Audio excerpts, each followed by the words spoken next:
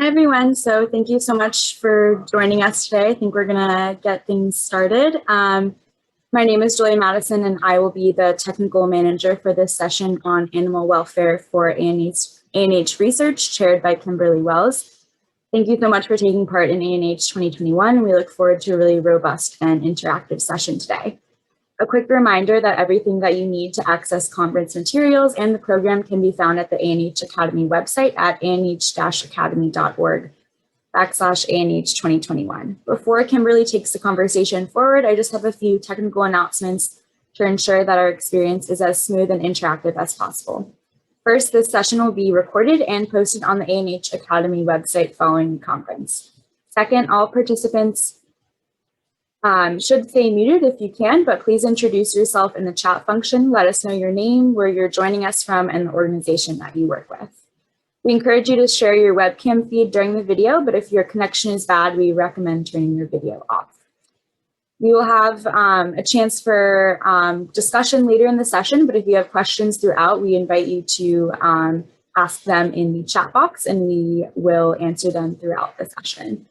Lastly, if you experience any technical issues, please check your audio and internet connection. You can always try to reconnect to the session using the same link you used to join here today. If you have a technical question, please send me a private message using the chat box. So thank you so much for joining, and over to you, Kimberly. Thank you so much, Julia, and hi, everyone. I hope you've been enjoying the ANH Learning Lab sessions to date. It's really such a fabulous opportunity for us to be challenged as well as inspired in our work. So I'd just like to take a moment to introduce the team who'll be working with you today. They don't know I'm doing this, so hopefully they don't mind. But Dr. Robin Alders is a senior consulting fellow with the Global Health Program with Chatham House. And among many things, her work focuses on policy opportunities which support sustainable livestock strategy implementation and sustainable food and nutrition security through a One Health lens. And thanks for staying awake in Australia for us, Robin. Appreciate it. Dr. Delia Grace, who's popping in and out of today's session, is a professor of food safety systems at NRI and a contributing scientist at ILRI. She leads research on zoonosis and foodborne diseases in Kenya and leads the CGIAR research program on agriculture for human nutrition and health. So her main research interests focus on food safety in the domestic markets of developing countries. Dr. Samantha O'Pear is with us. She's a veterinary officer and project manager at the Kenya Network for Dissemination of Agricultural Technologies, KENDAT for short.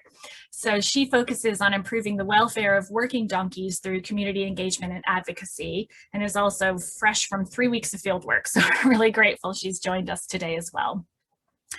Dr. Clara Saville is the head of Global Animal Health, Welfare, Community Development, and Research at Brook Action for Working Horses and Donkeys. So Clara has a very strong expertise in sustainable animal health systems, which is further represented through the recent Action for Animal Health Coalition. And your trusted leader for the day, I'm Kim Wells. I'm an animal welfare expert, also working at Brook, and the creator and chair of Brook's Animal Welfare and Ethical Review Body, which supports the research the Brook carries out involving animal and human participants in low and low middle income countries. Whew, out of breath already. So here we go. What we will briefly cover now is just a few key points from the introductory video that was shared in advance, and I hope everyone had a chance to view. We'll then move into some independent and some group work scenarios to further challenge our understanding of animal welfare and ethics in research. And this is, of course, where the real fun begins. You will gain as much as you give, so we're really looking forward to you sticking with us through those interactive sessions and participate so we can learn from your expertise across the world.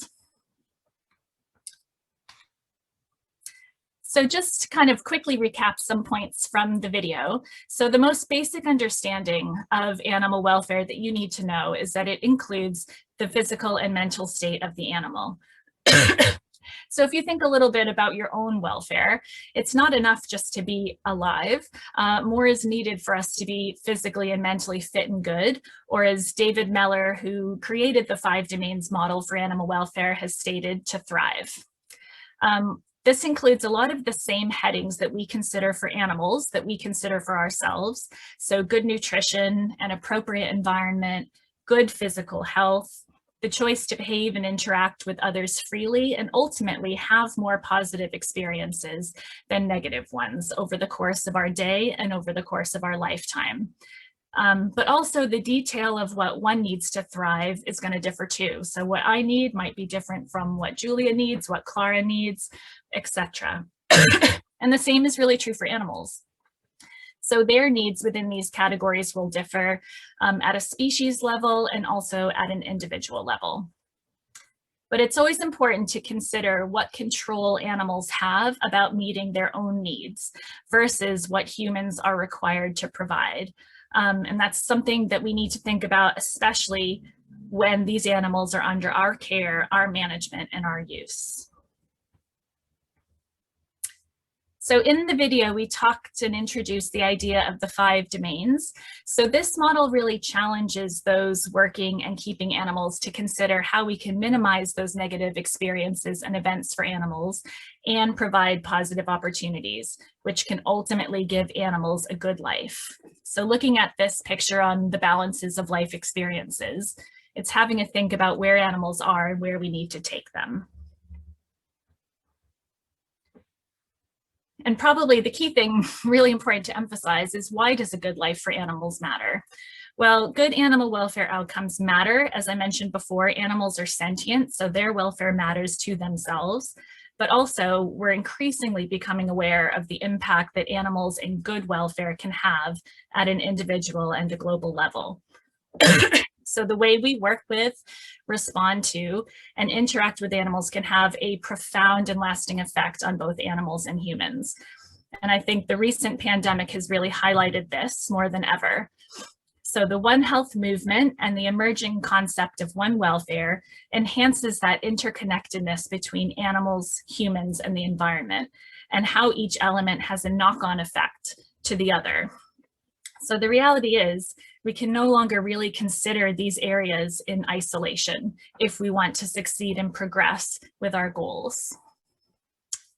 So if you have an interest in livelihoods, in human health, your good project outcomes, sustainable development, or the environment, we in this session are challenging you to consider what the direct and indirect role animals play and the evidence base which demonstrates the impact that animals in good welfare have over poor. And additionally, where the considerations of animal welfare can improve your project outcomes, as well as the reach of your results when you get them out there published. So to further illustrate why good welfare matters, it's just posing some simple scenarios that are supported with some of the infograms here. So taking a moment to think, looking at the first around the world 100 million animals supporting the lives of 600 million people around the world, asking yourself, can a sick, lame, sore, unhappy animal support agricultural production and contribute to the food security of millions better than a happy and healthy working animal can? The simple answer and evidence behind it is no.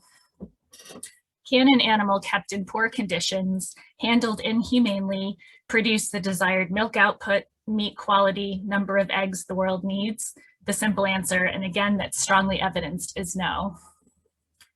And finally, can we ignore the misuse of antibiotics, contributing to antibiotic resistance and global health challenges around the world?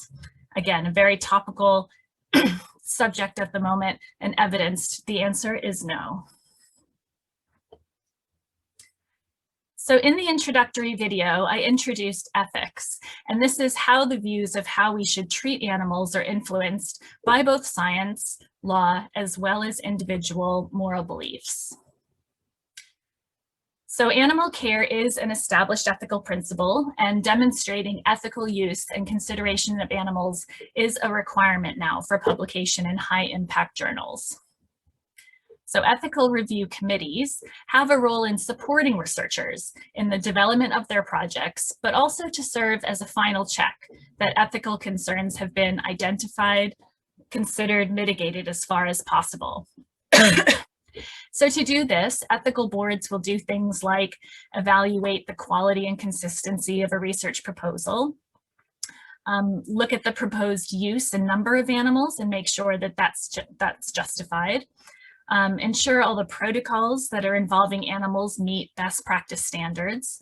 And also just to sort of assess predictable risks and harms to animals and balance that against what the goals of the research actually are to make sure that cost benefit is acceptable. So I think in reality, and some of you who have had to go through ethical review with your own work might feel like this is, like ethics, ethical review, an extra step, especially when you look at the makeup of an ethical review committee, and it often involves people who are unrelated to the research that you're actually doing yourself. So be that a statistician, a scientist, perhaps a vet, and even non-technical lay individuals who have no idea what your research is really all about.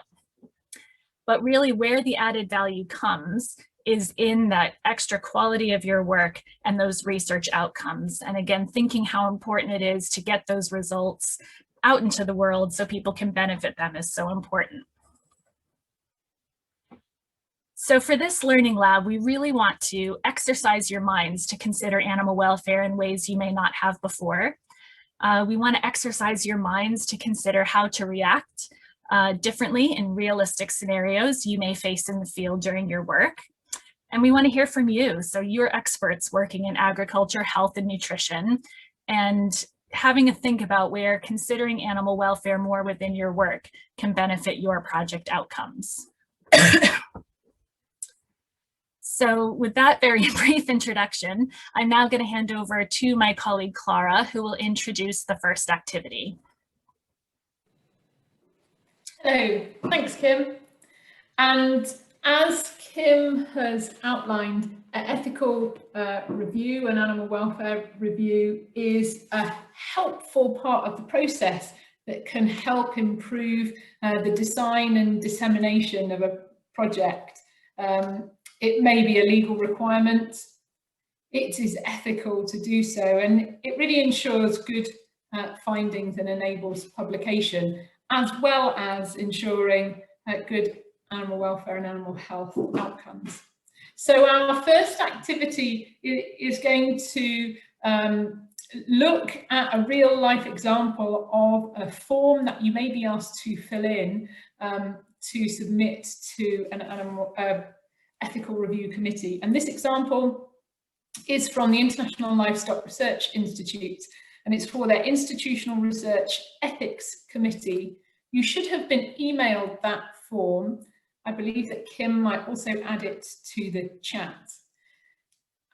We have put together a scenario that many of you will have come across and will be familiar with. And we will be using this throughout the workshop, this scenario. If you're able to share that again, Kim, and I can read through it. Yes, sorry, I just need to pop out of the screen share to use the chat, but I'll send everything again through in a moment. Let me put this back up. And so the scenario is that you are an MSc student required to conduct a 6-month research project, and you have selected to investigate animal source food consumption in a livestock keeping agro-pastoralist community in Africa. The community mainly keeps chickens that have been donated to the community by an agricultural extension NGO. And there are several research questions that you have identified around the proportion of the community that own chickens and what are the numbers owned. Is the health and welfare of the chickens acceptable? What proportion of children and infants under 5 are stunted and wasted? What proportion of children and infants under 5 have consumed poultry, meat or eggs in the past week? And lastly, is there a relation between the consumption of animal source foods and stunting and wasting in children? And so the task is to please use the IREC form and fill in the details of the hypothetical project with the focus on the questions that directly relates to animals. And so you will see in the form, those questions are in 6A, the anticipated risks to animals and the procedures that you might take to minimize and manage these risks. And so that really is the focus. And this is an individual activity for you to work through on your own.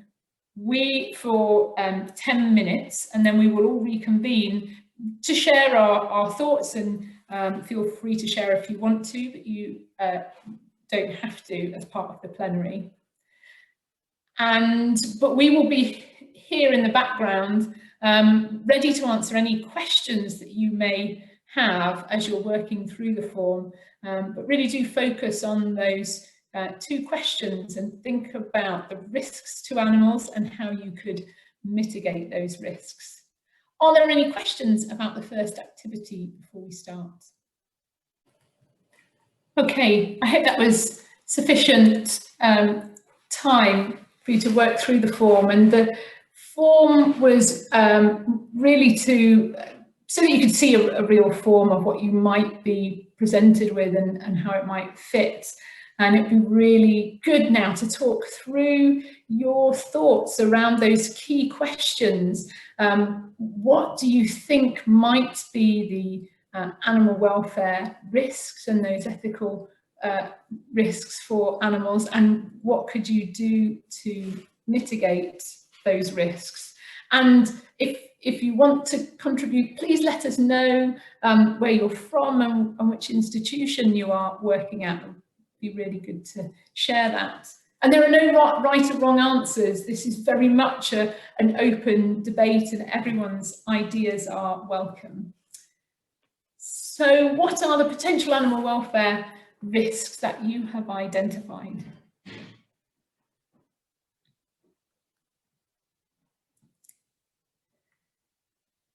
And please do share your video if you're able to. Please go ahead. Hello, my name is Akimat. I'm a student at the London School of Hygiene and Tropical Medicine. And I was thinking, okay, the risks I had in mind, depending on how the animals are kept and what exactly will be the methods of assessing welfare, might be stressing the animals due to handling.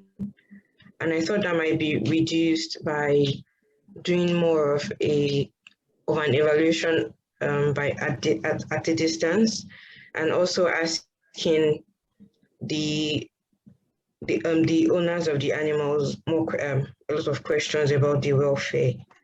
And something else I thought about might be potentially introducing pathogens while coming in, depending on how they are kept.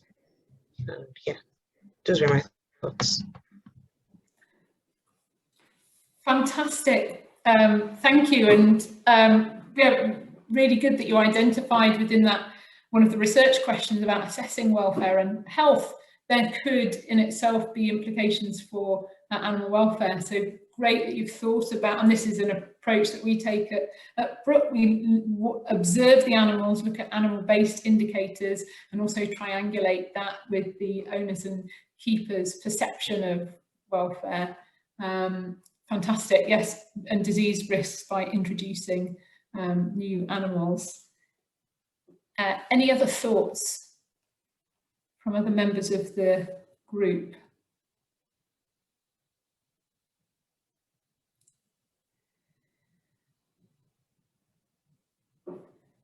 Oh, yes, please go ahead.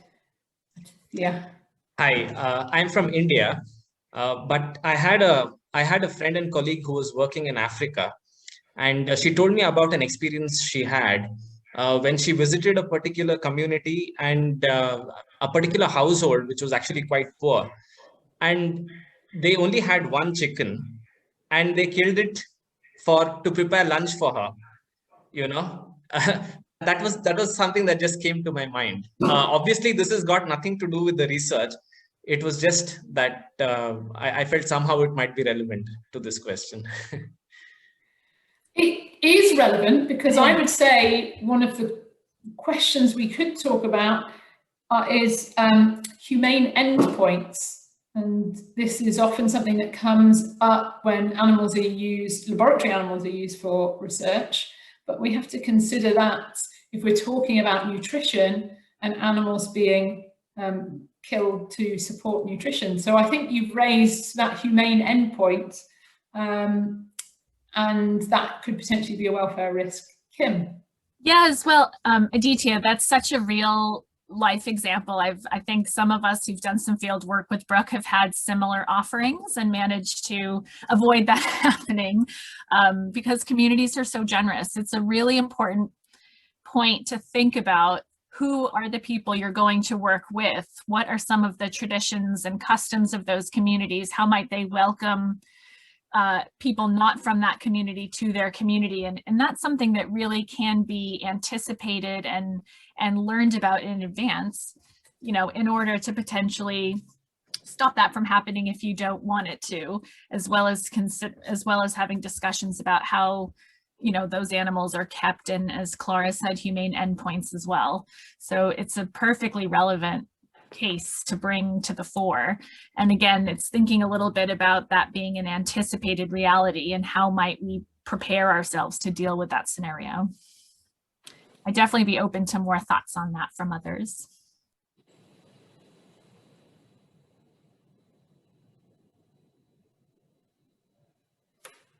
Please go ahead, Ijeoma.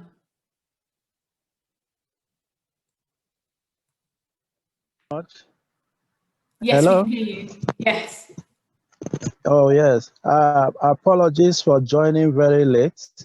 I kind of had other things to tidy up before joining the webinar. My question is, when you're working with, I know you've been discussing about chicken and all that.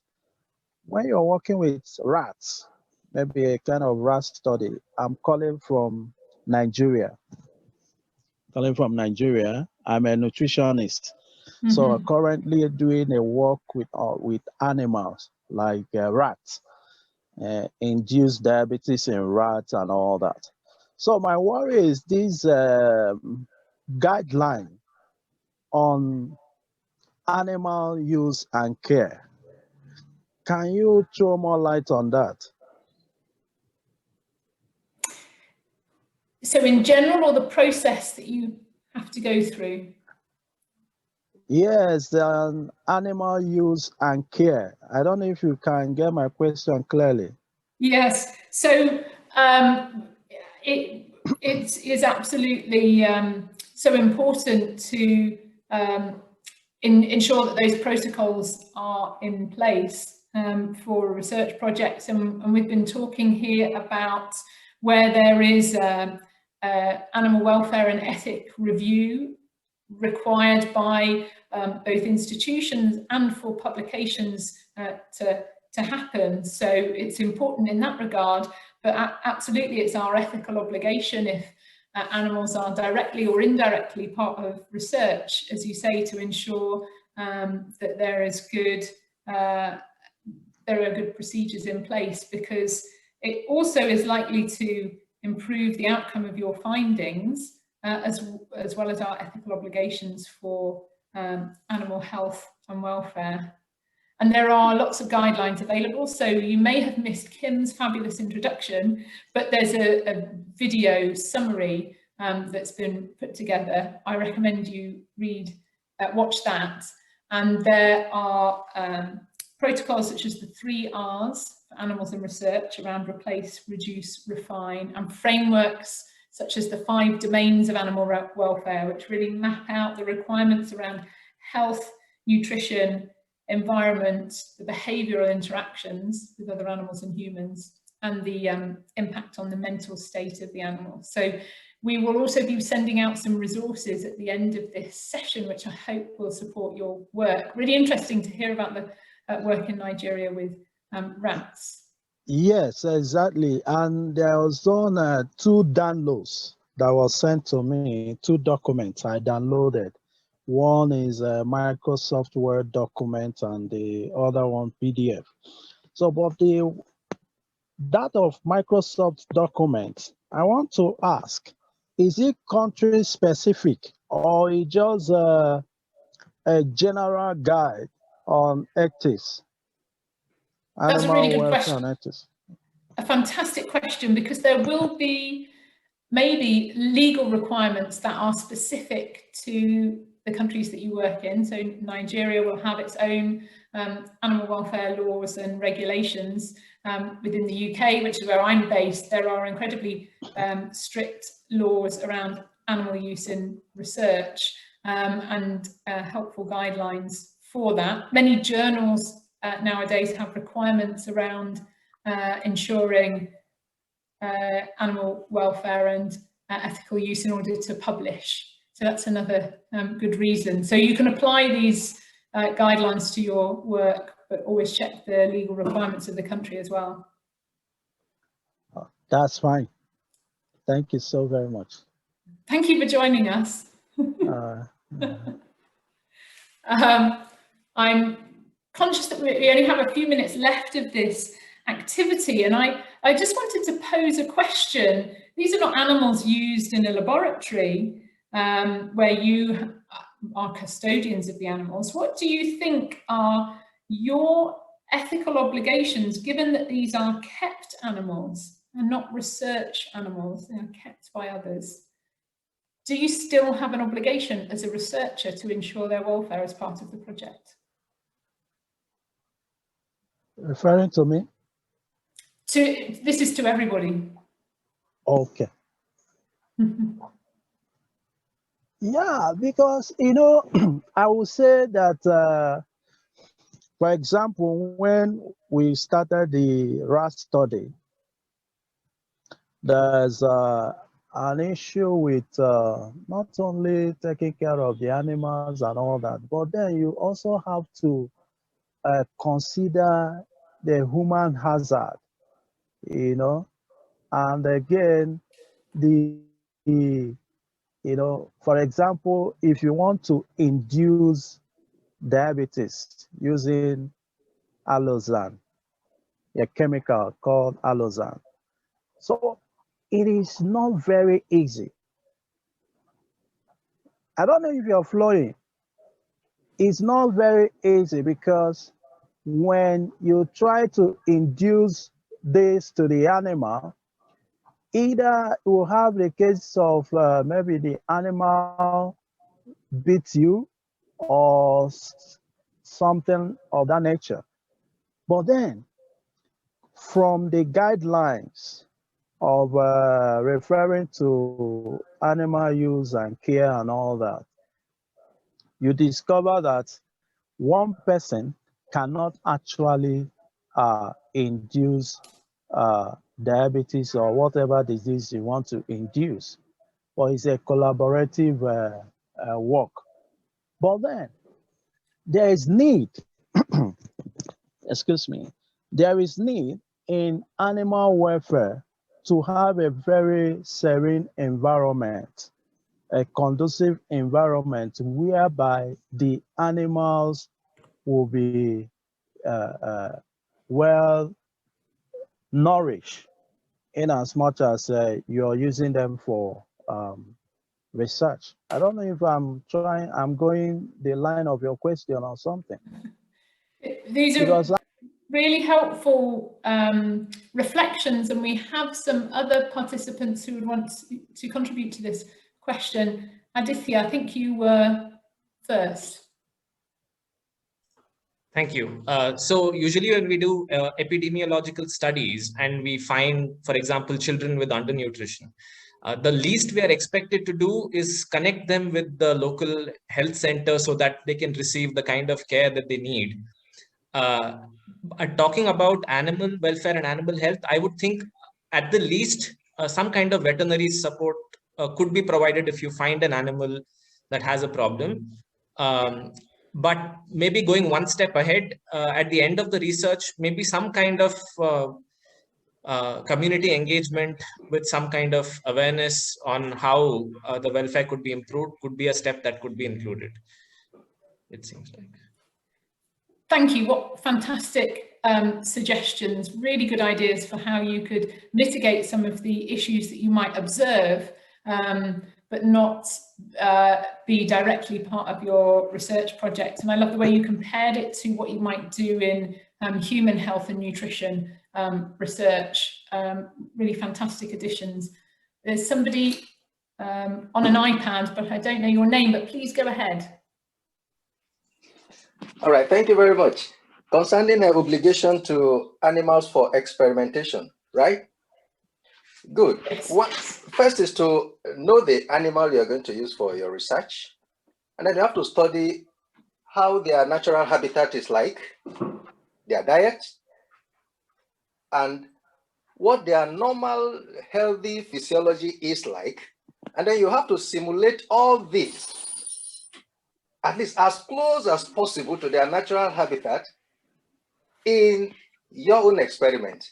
The environment should be made in such a way that it's as close to the natural habitat, they are feeding, same thing, even their health. You should be able to identify if they are sick, and then how to get them well before you go ahead with your experimentation. And in the process of experiment, you should also know how they behave. If they are not well, probably as a result of the inducement you have done in your study, then you'll be able to detect with more accuracy whether what you have induced is what is causing the negative effect in the new behavior. Precisely, yes. So you're alluding to the fact that it ensures better findings if you're able to maintain animals in a good state of health and welfare. And you're sharing your experience from working with laboratory animals that may be in a controlled environment. Most practitioners working in agriculture and nutrition will obviously be in environments where the animals are already kept, but we still will have ethical obligations. So we're going to move on to some different activities now, where you will have started the project, and just to highlight some of the things that might happen so you can think through how to deal with them. But just to reinforce that, ethical review and animal welfare processes are really helpful to help you improve the design of your project and to help you get it out there and get it published. So I'll now pass on to my next colleague. I believe it is either Sam or Robin to lead the next activity. Thank you so much for your active participation. Could we either clap in your video or just clap with the icons that are available, the reactions that are available for Clara and Kim? Yay. Yes, thank you. So for this part of the session, we're going to go out into the field. So basically, you've gone through the grueling task of defending your project, and now you've gotten the approval, and finally, with a little time to spare, now we can go out to the field and do our data collection. So we're going to split into 4 groups, and in the 4 groups, you'll be given different scenarios of what might happen when you get there. It's not always an ideal situation when you get to the field. Anything can happen, anything can disrupt what you've been planning. Our plans are always made, but changes can happen in the field. So we'll give you we'll have 4 different scenarios, a scenario for each group, where you'll basically be looking at the human well-being or the welfare of the animals. And as you go through your scenarios in the groups, we would want you to answer the following questions. What would you do, or what do you do if you're faced with this particular situation? What do you think could go wrong? What are the animal welfare concerns or considerations that you would have as you're faced with this particular scenario when you're out in the field? Just as, because we might not know each other, we'd request that as you enter your groups, please introduce yourself, where you're from, maybe a little bit of your background, just to make it easier to interact. We'd also request that you have a rapporteur for your group, just one person who will feed back to the entire plenary when we come back. So this exercise will take about 20-25 minutes. And then when we get back, then we'll share our different findings from our different groups. If the instruction is clear, then I think we'll be sent out to our different breakout groups. Are there any questions? No? Okay. So I think we can head on out.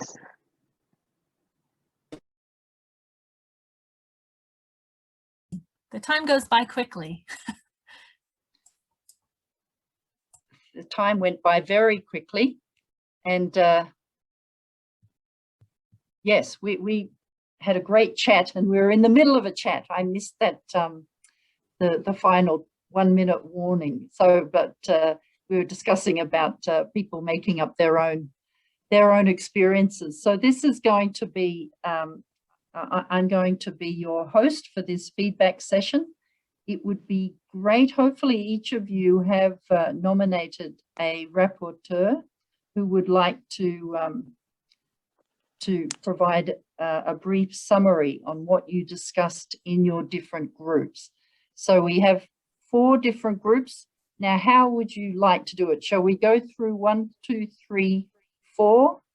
Would you like to reverse the order? Akima, are you ready to go first if we go with number 4 first? Yeah, how dig it. Yeah, I don't mind. So if that's okay, can we scroll down and have a look at number 4, and we'll run through what that scenario was.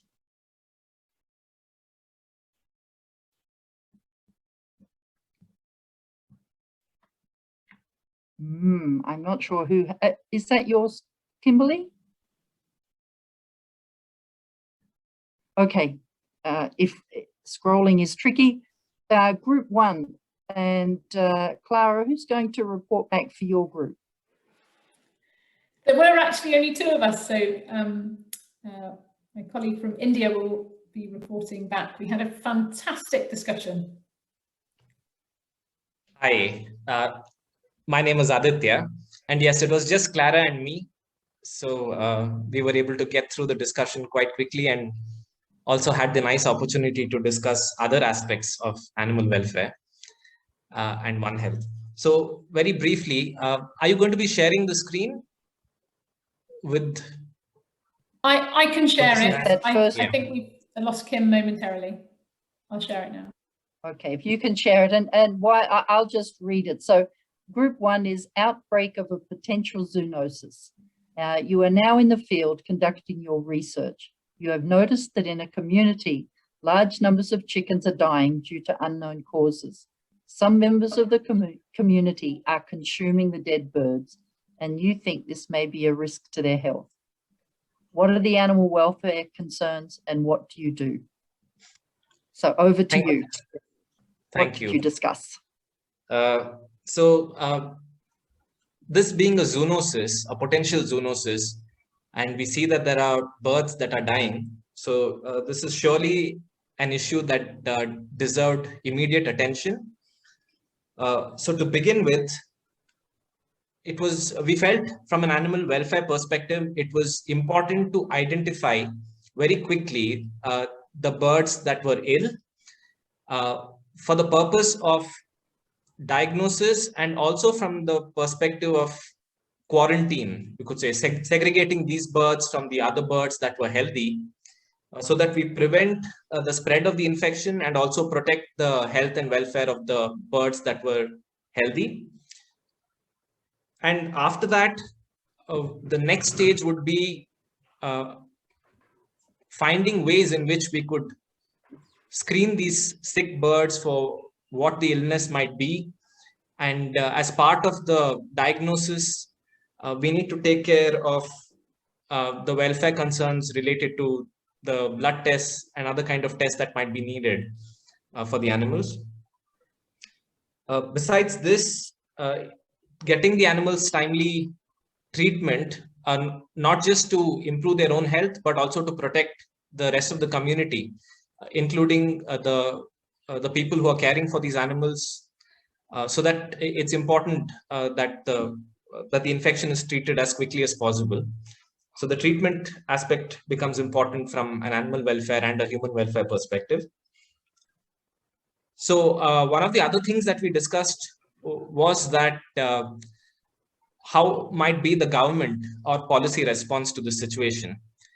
And often we see that when there is an outbreak among livestock, one of the major responses is to immediately order the culling of animals.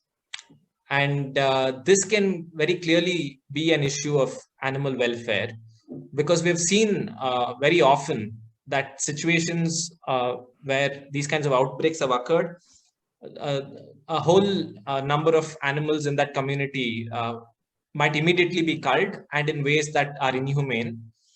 So what could we do to ensure that if any culling is necessary, how could it be done in a way that that is minimized and done in a way that might be appropriate, or even avoided altogether, if we were able to protect the animals, vaccinate the animals, and identify the ones that were sick. So that was, and besides this, we also talked about the broader issues related to antimicrobial resistance due to poor handling of these situations. We talked about the need for protecting the animals in the community and avoid culling, especially the healthy animals, so that the community nutrition is not jeopardized by indiscriminate culling. So these were some of the things that we discussed. So it sounds like your group of two was very busy, so thank you for that. One of the great challenges we have when chickens start to look sick and die in significant numbers is just based on the clinical signs, it's very hard to know what the problem might be. It may be something that's less risky to humans, such as Newcastle disease, or it may be high pathogenic avian influenza. And these two diseases can look indistinguishable, but one of them is much more of a risk of zoonotic disease. So for those of you who have worked in areas where there's bird flu, you'll be aware of those great challenges, and some places being better prepared than others. Did anyone want to ask us a question to Aditya? Sorry, help me to pronounce your name correctly. Aditya? Yeah, you could just say Aditya. That sounds good. I could try anyway. Thank you. Does anyone have any comments or questions?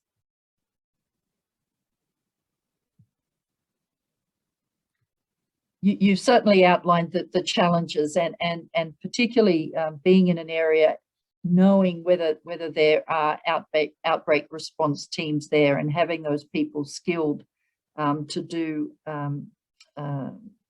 control measures that are both safe for people and birds is really important.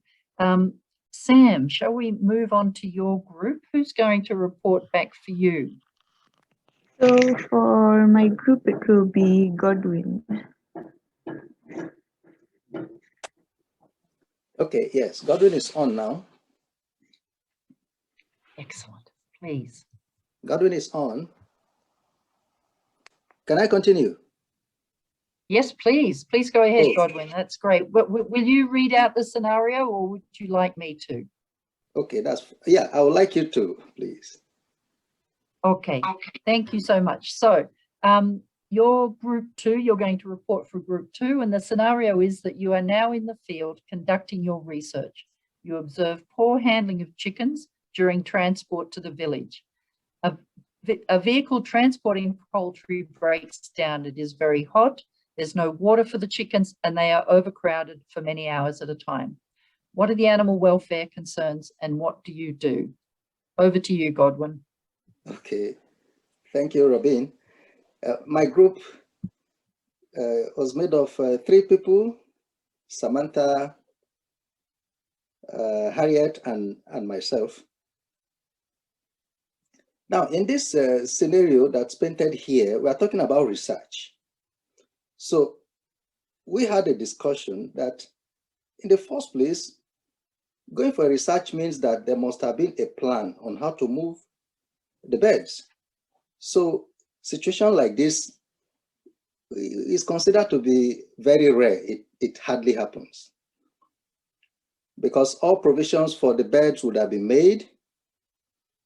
Of course, it's not possible to know whether a vehicle will break down on the way, but provision would have been made for the water they will drink and possibly some feed for them. Now, let's assume that all these are not really available and the breakdown has happened and the water is exhausted.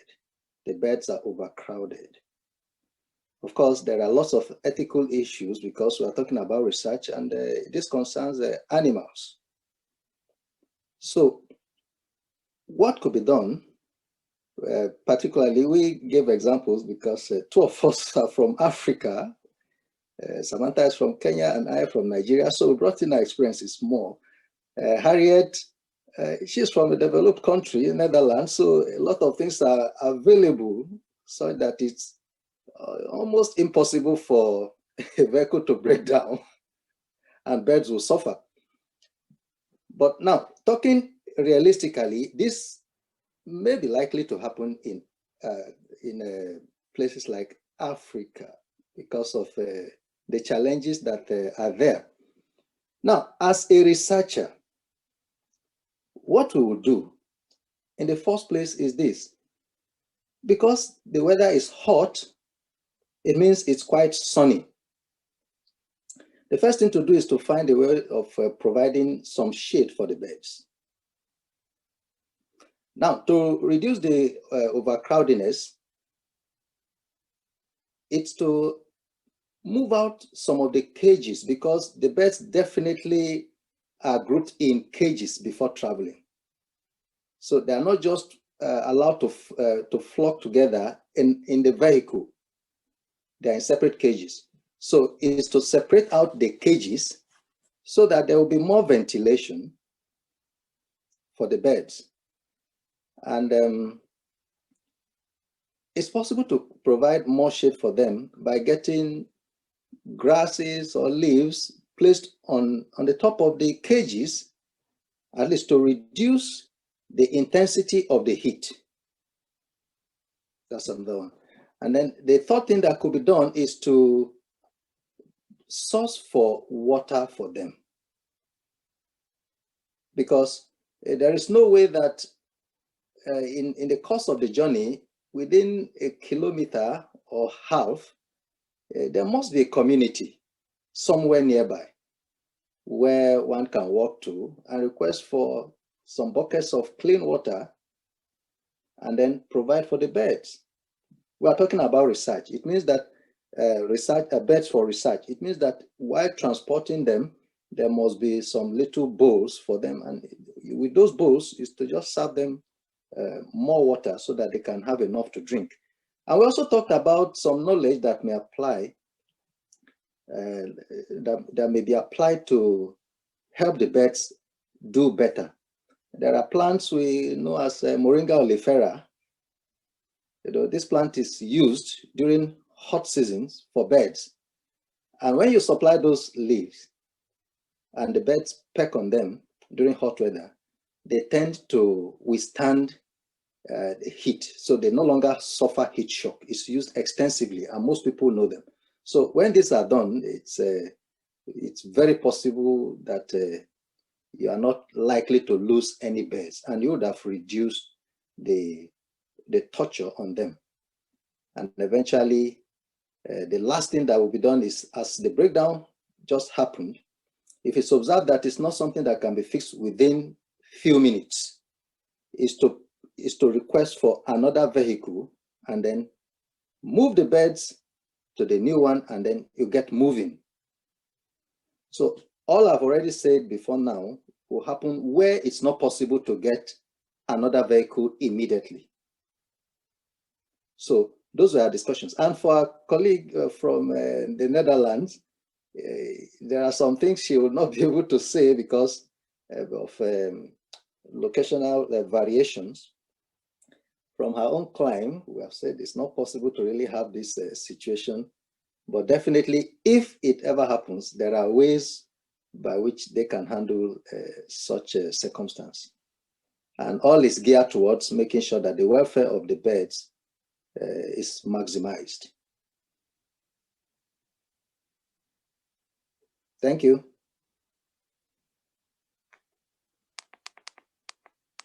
I was muted. Thanks so much, Godwin. That's great. Really thorough overview. Any comments or questions coming from the group? And while you think about your questions, I certainly appreciated your your attention to having feasible solutions. That was great.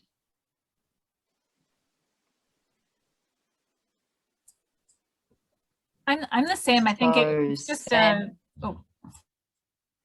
Yes, go ahead, Kimberly. No, I was just saying, I mean, chickens is not my area of expertise, and it's always interesting to hear about these kind of quick wins, you know, like using leaves and local things to create a natural shade for the chickens and things like that. So those little tricks of the trade, you wonder where that information lies sometimes. And I guess it's a nice chance to make sure researchers are connecting with people who study the same species as well, just to get those tricks of the trade that might not be in a published paper somewhere on your radar as a problem-solving technique. Thanks, Kimberly. Let me see what's in the chat. Nothing further. You've done well, Godwin. Your group seems very happy with you. Let's move on to the third group. We can always come back when we finish this initial feedback. If you think of questions, you can always ask later on. So, Kimberly, who's going to be presenting for your group? It's actually going to be me. Now, would you like me to read out the scenario for you? Sure, if you want to. Yeah, it'll save your throat. It sounds like you've got a bit of a dry throat. So, group 3, collecting unplanned data. You are now in the field conducting your research. A lot of the chickens are behaving abnormally. You realize the chickens have fallen ill, and this reality may compromise your research outcomes. The community and the local extension officer are encouraging you as a researcher with some clinical skills to take a blood sample from the animals and send it to the lab to check for antibodies and identify the disease. You are very interested in what the cause of death may be, and you want to keep a good relationship with the community members prior to your interviews, but you have not included any invasive procedure in your ethical approval form. What are the animal welfare considerations, and what do you do? Over to you, Kimberly. Thank you very much. Well, our conversation kind of jumped all over the place, and I think initially we began thinking about whether we as the researcher had the skills and expertise to do what the community was asking of us. And again, that's like a reality of true pressure. I think people can sometimes feel if they're asked to do something, and thinking about the trust and the good relationships you want to maintain, you know, you want to comply, but it was just a question of some clinical skill. Well, do you have the clinical skill to do what it takes to take that blood sample in a welfare-friendly way? And that led to a discussion on the value of local extension officers and the value of collaborating with them, you know, prior to the start of your research, to think about how, you know, you can anticipate what scenarios may be, and that these unintended scenarios can be covered, I guess, within the talent of the research team and the local extension officers. So in my group was Megan and also Igioma, who unfortunately had to leave. He was in his car participating, bless him. So he was, you know, very strong about saying the value of collaborating with the extensions, helping them understand what you want them to do, and that they're often part of the community. So they're perhaps more trusted in things than you as a researcher coming in from the outside. So the value of involving them from the start. And it then kind of led to how this scenario may compromise your research as well. And Ijeoma was talking about animal inclusion and exclusion criteria. So you'd have some idea about what animal you'd be involving in the first place and how much this situation of animals falling ill would compromise the data you plan to collect. And that led us to a conversation then around putting the welfare of the chickens first. But also what you would do would also depend a little bit around, in what way it would impact, I suppose, the research that you're doing. And then Megan was really great at thinking, do you rush in and do you do this invasive procedure, or is there a step that needs to occur before then where the 5 domains could be helpful before pursuing a clinical route, thinking more about what your approach and what further information you could gain around this scenario using the 5 domains. So looking at the environment, talking with the community around changes to nutrition and things like that that may lead to some conclusions on what this likely illness may be. What else did we say? And then the idea of thinking to the finish again as well. So there isn't any point putting an animal through an invasive procedure if you don't have the facilities and the means of transporting the sample and getting it tested at the lab for whatever you anticipate this disease may be. So again, just that important point of thinking to the finish as well.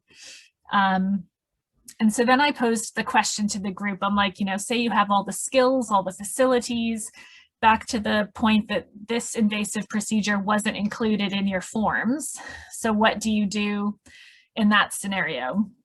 And I'm not sure we actually concluded what might happen if you proceeded versus what would happen if you decided to hold back. But it kind of led us to the discussion of how important it is to think of these unintended scenarios early and possibly include those in your appropriate forms. And Ijeoma was really strong voiced about this, that, he's like, well, you get it early in your paperwork that you need to, that these scenarios might arise and that you've thought through how you may handle them. And things like that. So, but what we didn't have the answer for, and might be a discussion, is, say you proceeded without having this approval. I wasn't sure to what extent it may compromise your research or being able to publish your research outcomes or not. So very wide discussions on this one as a whole. Hopefully I represented that well, but I'm open to more views from the rest of the participants. Thanks, Kim. A really tricky question on this one. What are people thinking? If you found yourself in this situation, what would be your instincts?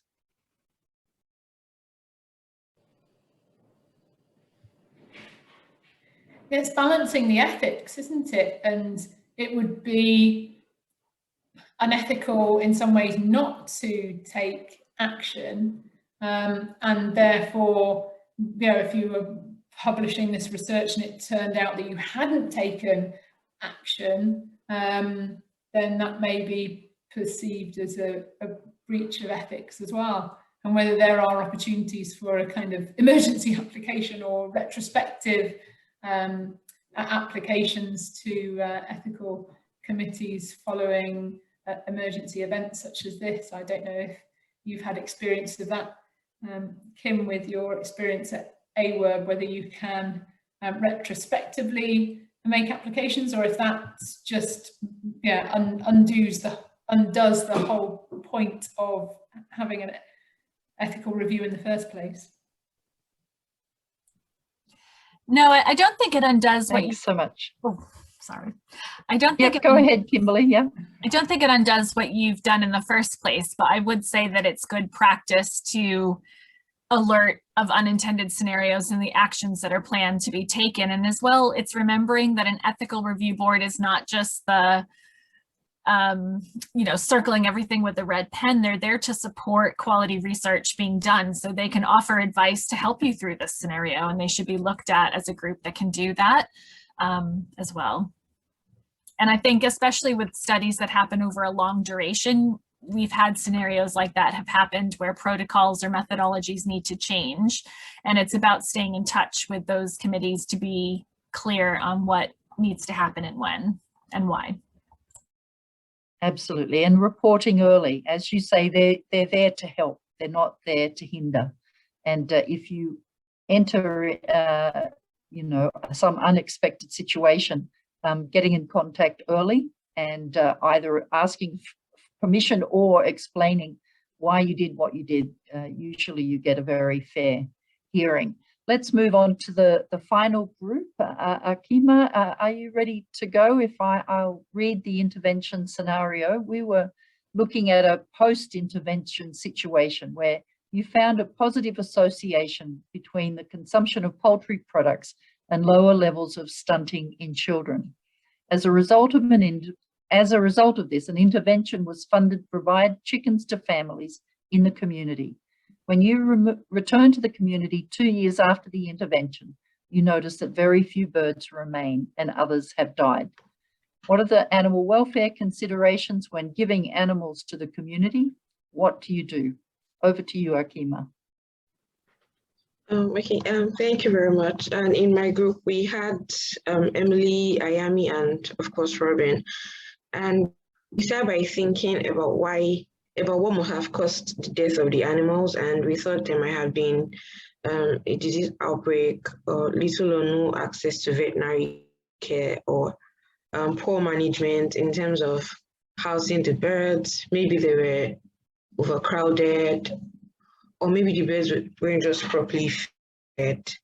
And we thought about consumption by villagers, but we thought that might be unlikely that they had eaten all the birds. And that led us to thinking of what might have been done differently. And we thought about engaging the community members before actually implementing this plan, because from the scenario, it was geared towards addressing stunting. So we thought it might have been useful to engage the members of the community before donating the birds to them. We also thought it might have been nice to have a team of people from different disciplines such that many things might be considered, because we imagined if they were just public health practitioners and no one with a background from agriculture, some things might have been left out in terms of managing the birds. Then we also thought about vaccination programs, actually implementing them and training community vaccinators to carry out these vaccinations in cases where veterinarians cannot access the community. And that led to a very interesting conversation about quackery and how training community members to vaccinate birds might promote quackery. And we all had different takes. Emily's from Kenya and from Nigeria, and Robin also shared her experience with quackery in Australia. And we thought that the issue of quackery could also be linked to trust issues. That if people had bad experiences with some medication or vaccination in the past, they might not want to reach out to veterinarians for their animals. Then after this, we thought about the breed of birds that actually being donated. It was an issue of considering if the birds that were donated to the community were hardy enough to survive in that community. And lastly, we talked about access to veterinary services. And yes, that was it.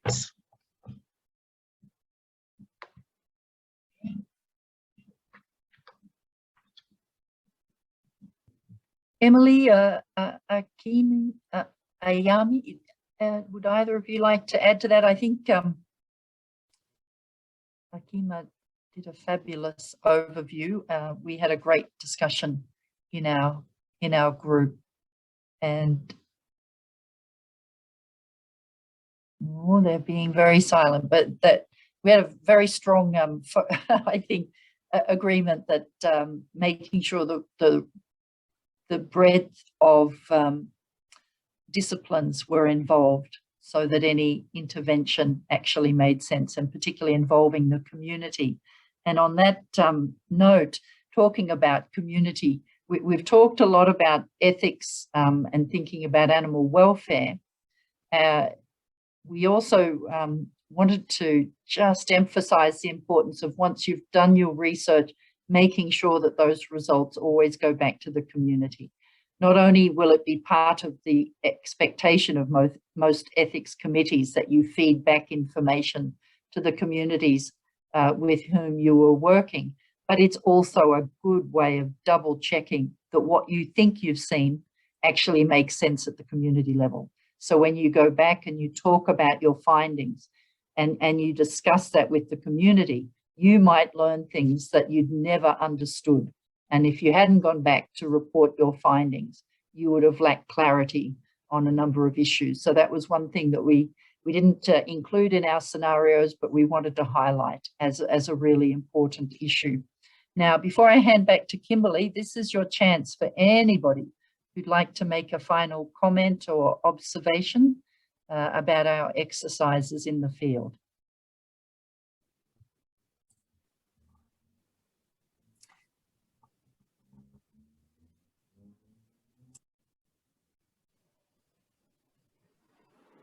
You can reach us via email as well. If you think of anything afterwards and you'd like to share things, do please reach out. We've really appreciated your engagement. So I'll now hand back to Kimberly. Thank you.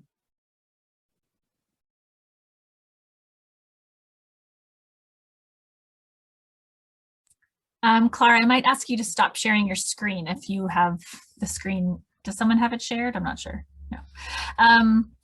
Thank you so much, Robin, for summarizing that so well. And I think as well, we didn't have a chance to discuss it. There's so much we could talk about. We could have a whole 2-hour session on ethics alone, but that point Robin was making about feeding results back to the community is also something we would that ethics committees would look for within the informed consent procedures as well.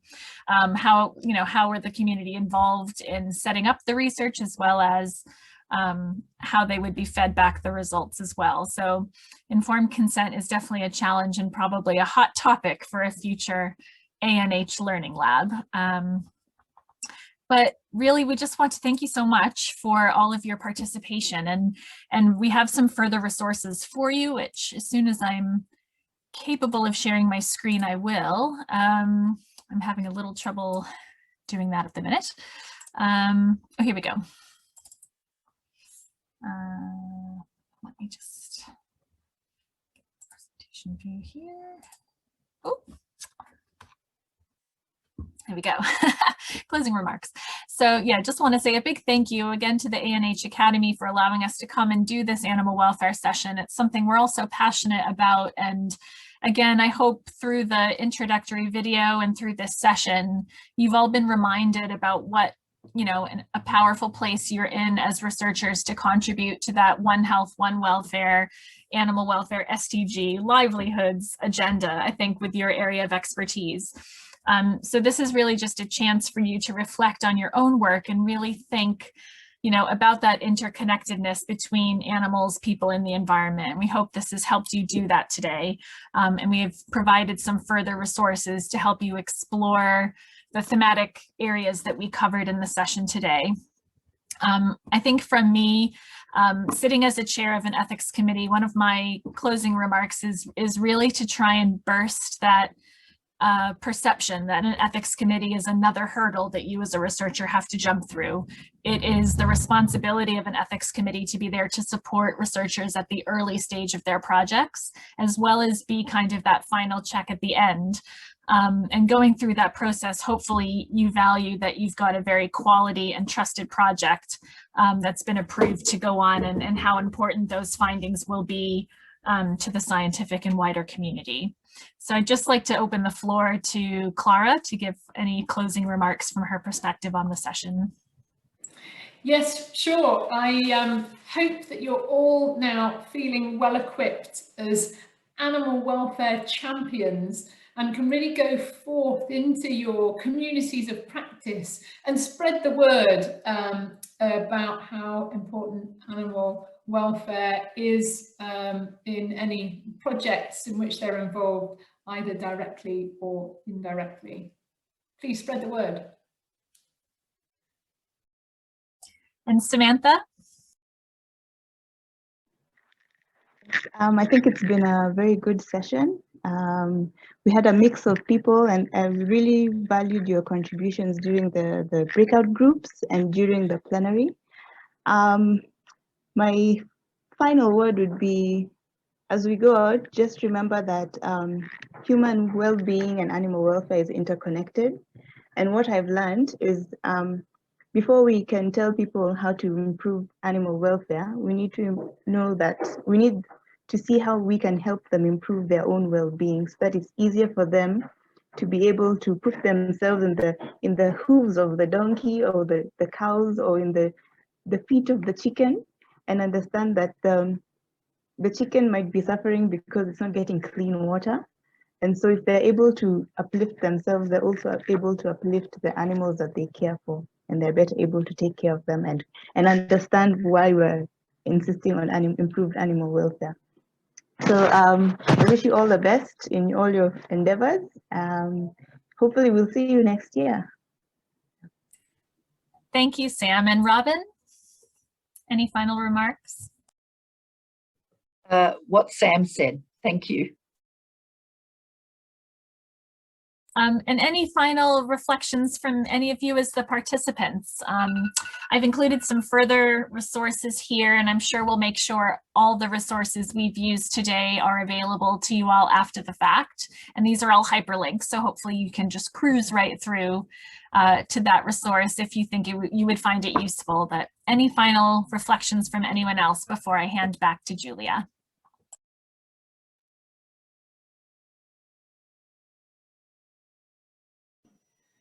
Some nice comments in the chat. Thank you very much.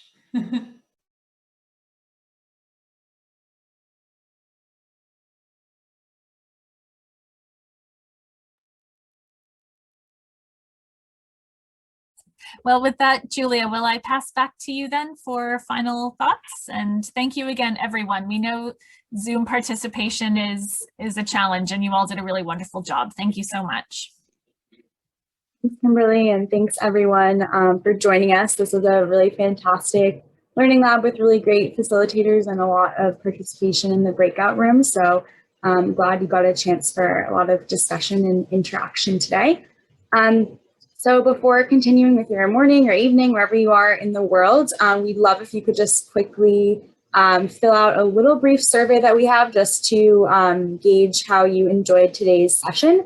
So I'll launch that in a moment, but I just wanted to also, I'll drop a link in the chat box to the ANH Academy website. Please continue to check out all of the wonderful programming we have in the Learning Labs. We have the last ones tomorrow and then the research conference next week. So we're really looking forward to you all joining us for any part of the conference that interests you. So thank you again so much. And if you don't mind just staying on for a moment or two and filling out this brief survey, that would be great. Thanks, everyone.